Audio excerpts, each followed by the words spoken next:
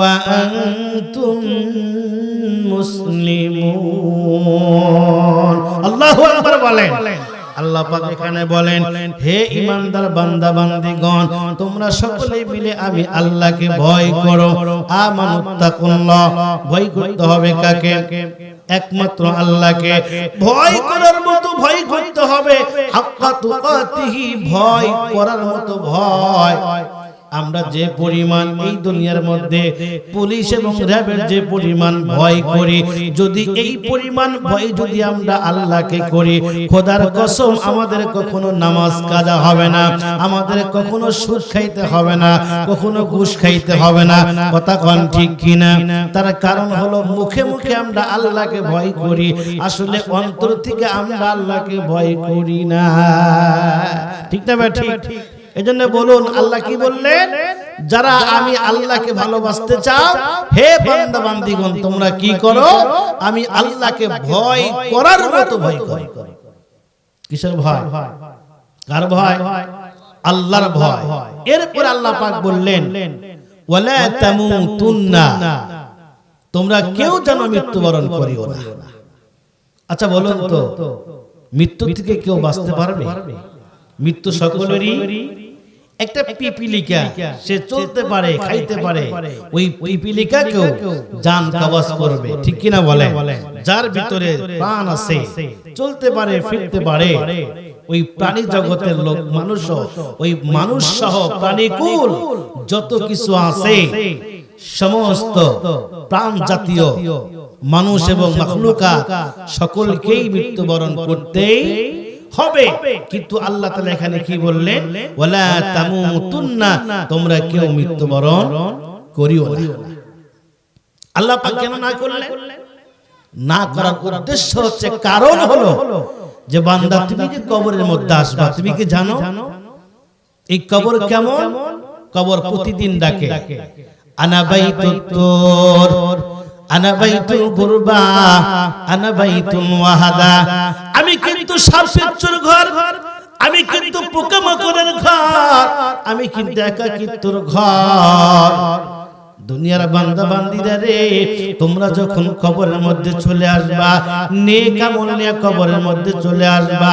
যার নেক আমল থাকবে না, এই কবর তোমার সাথে দুর্ব্যবহার করবে, ওই কবরের মধ্যে সাপ বিচ্ছু ভরপুর হয়ে থাকবে।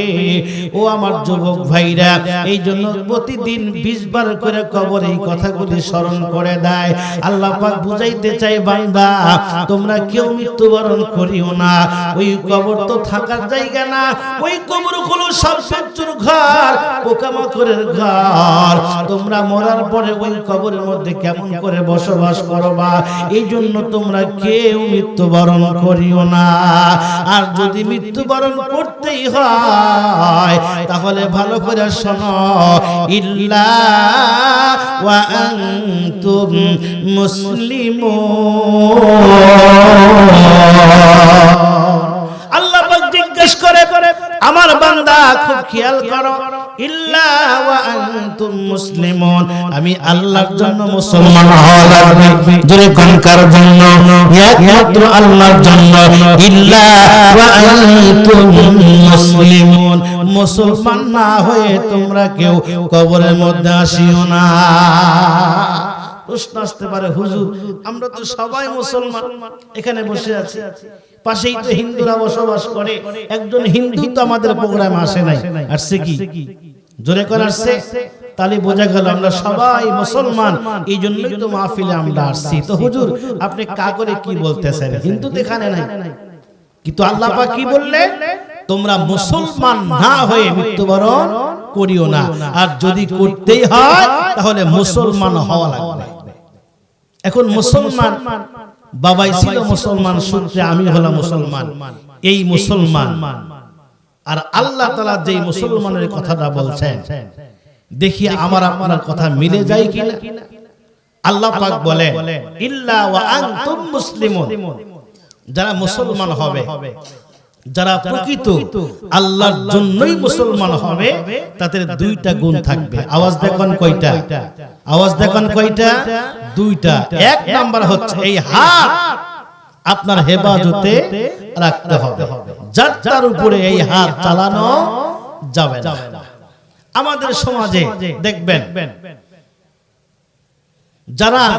যার অধীনস্থ মানুষগুলো আছে, কর্মচারী, প্রধান শিক্ষকের আন্ডারে সহকারী শিক্ষক,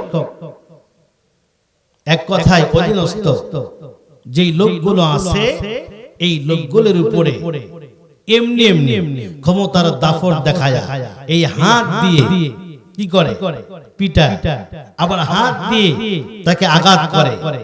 আল্লাহ পাক বললেন, শোনো, ইল্লা ওয়া আনতুম মুসলিমুন, মুসলমানের প্রথম গুণ হচ্ছে এই হাত যেন যার তার উপরে না পড়ে, এক নাম্বার। দুই নাম্বার হচ্ছে তোমার এই জিহ্বাটাকে হেফাজত করতে হবে। কোনটা? আওয়াজ দেখুন, কোনটা? জিহ্বা। তার কারণ হলো এই জিহ্বার পাওয়ার আছে না নাই? জোরে কোন আছে না নাই? জিহ্বার কত বড় পাওয়ার একটু ভালো করে খেয়াল করে। এক ডাক্তারের কাছে রোগী গেছে,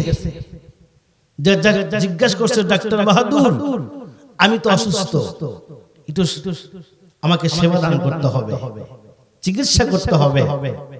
মুহূর্তের মধ্যেই একজন মোল্লা গিয়ে হাজির। মোল্লা জিজ্ঞাসা করছে, বাবা এইদিকে আসো, তোমার কি সমস্যা হয়েছে? আমার পেটে ব্যথা। তুমি এই দিকে আসো, এক পেলা পানি নিয়ে আসো, আমি তোমাকে পানি ফুৎকারে দিয়ে দিই, তুমি বিসমিল্লাহ বলে পানি তুমি সেবন করো। আল্লাহ চাইতে তোমার এই মুহূর্তেই আল্লাহ তাআলা তোমাকে রোগ ভালো করতে পারে। জোরে করে পারেন কি পারেন না? মোল্লা যখন এই কথা বলছে, বলার সঙ্গে সঙ্গে মুহূর্তের মধ্যেই ডাক্তার চোখটা বড় বানাইছে। মোল্লা, তুমি এখানে ব্যবসা করো, আমার কাছে উনি আসছে চিকিৎসা নেওয়ার জন্য, তুমি জার ফুক দিলেই সে সুস্থ হয়ে যাবে। বেটা, আমি লেখাপড়া করেই ডাক্তার হয়েছে, লেখাপড়া করেই আমি তাকে চিকিৎসা কিভাবে করতে হয় এটা আমি শিখেছি।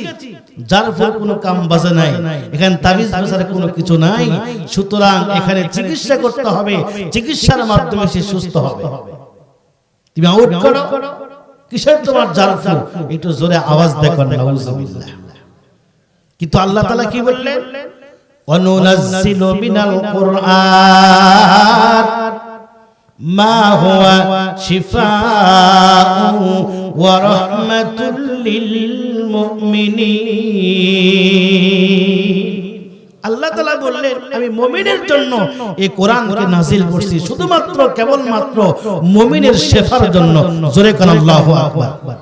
তো আল্লাহ বললেন, কোরআন দিয়ে জার ফুক দিলেই বান্দা সুস্থ হয়ে যাবে। আমি কোরআন নাযিল করছি ঈমানের এই মুমিন বান্দার শেফার জন্য। সুবহানাল্লাহ বলবেন না? আর ডাক্তার বলতেছে, বেটা তোমার জার ফুক সরা, এগুলি দিয়ে কখনো ঠিক হবে না। আমি লেখাপড়া করে ডাক্তার হয়েছি, সুতরাং আমি চিকিৎসা করব, তোমার জার ফুকে অসুস্থ আরো বেশি হবে, সুস্থ হতে পারে না।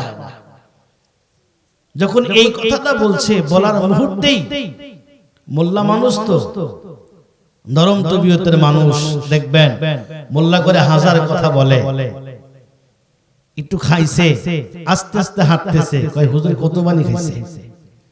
যদি একটু জোরে জোরে হাঁটে, কয় হুজুর বানি কত ক্ষুধা লাগছে। ঠিক কিনা বলে?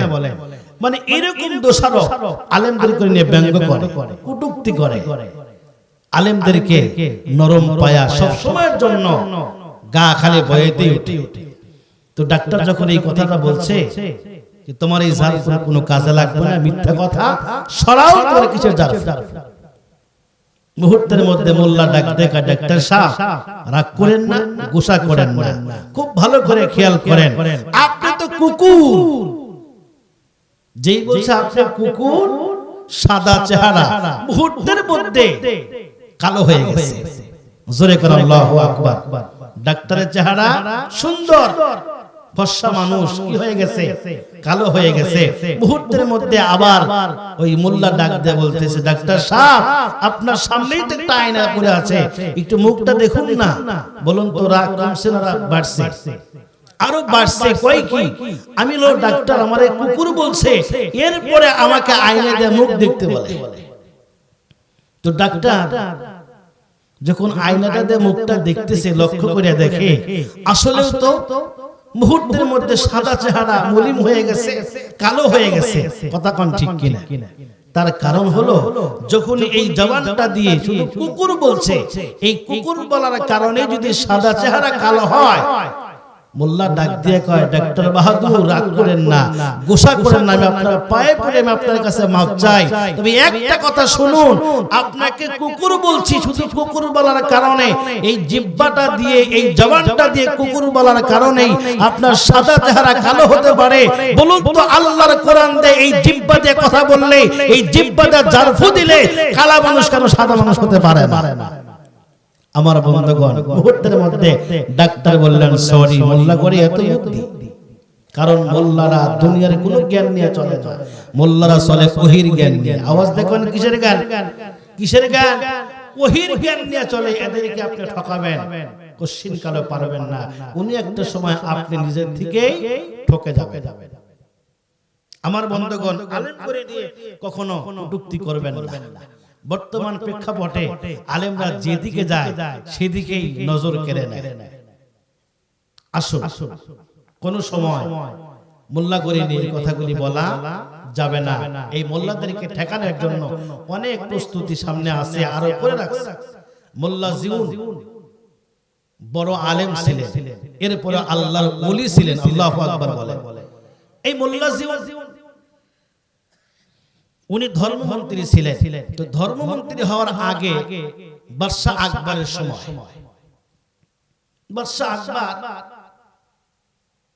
তার ধর্মমন্ত্রী হওয়ার আগে উনি একটা কেসের আসামি হয়ে গেছিলেন। হওয়ার সঙ্গে সঙ্গে উনি একটা উকিলকে ধরছেন। উকিলের কাজ কি?